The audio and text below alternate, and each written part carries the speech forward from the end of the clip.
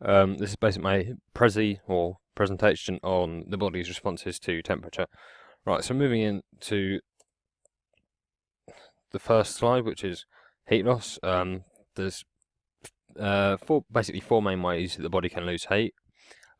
These are conduction, respiration, or convection. They're basically the same thing. Radiation and evaporation. I'm going to go into these in more detail in a second. So, conduction. This is basically when two objects come into contact with one another, and the colder of the two objects draws the heat from the other object and takes it on board, which then causes obviously the other object to lose heat. Such as this, things like this would be, say you touch some metal when it's cold outside, your hand instantly starts feeling cold. Right, next one, respiration or convection. This is basically when a liquid or a gas passes over an object and then takes the heat out of it. So, if you're going swimming, the water that is in close contact with you and surrounding you would be drawing some of your body heat out into it, thus making the water around you warm up a bit, and then it moves sort of to the back of the surrounding water, and then the colder water moves forwards and so forth. Radiation. This is basically when heat is emitted from an object through radio waves. So, sort of, this would be when your body heat is emitted to the surrounding atmosphere. Say the atmosphere was slightly colder than your body, the heat from your body would then be emitted into the atmosphere. Right. Moving on to evaporation. This is when basically a liquid is on the surface of an object, and as this liquid heats up and turns into water vapor, it takes the heat from the surface of the object with it as it evaporates.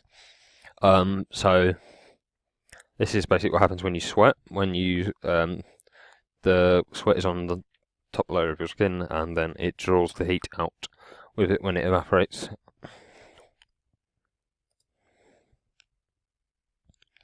The body reacts in different ways to extreme temperatures, such as extreme heat, so when it's really hot, or when it's extremely cold. So moving on to hypothermia. This is basically when the body is above the normal temperature by a significant amount.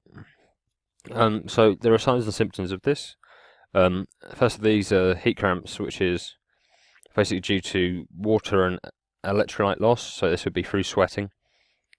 The next one would be heat exhaustion.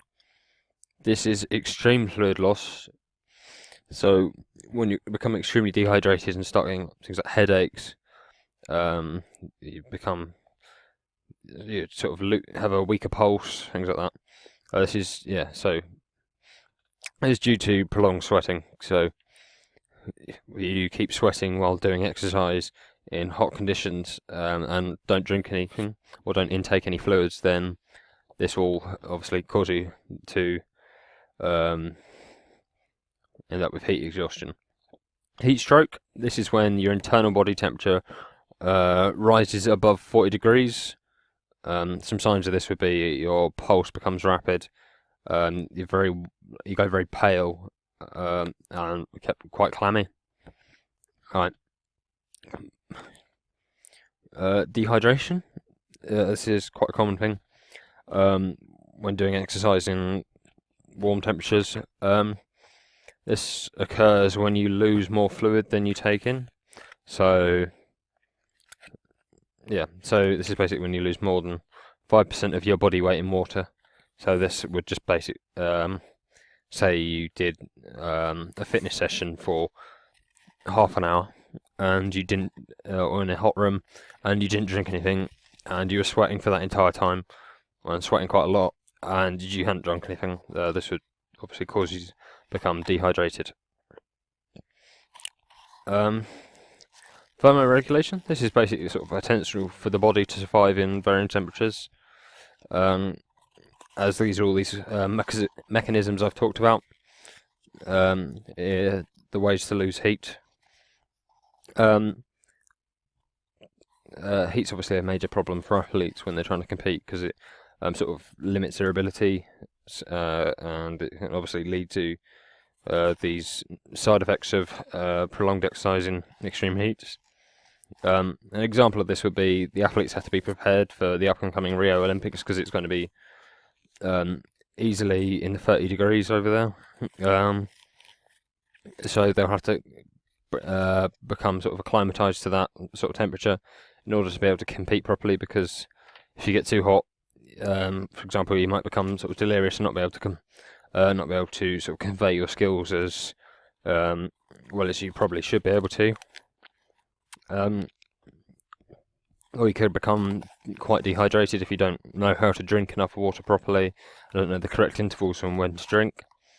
So this could then, obviously lead to you being dehydrated, or have obviously side effects such as nausea, headaches, dizziness, things like that.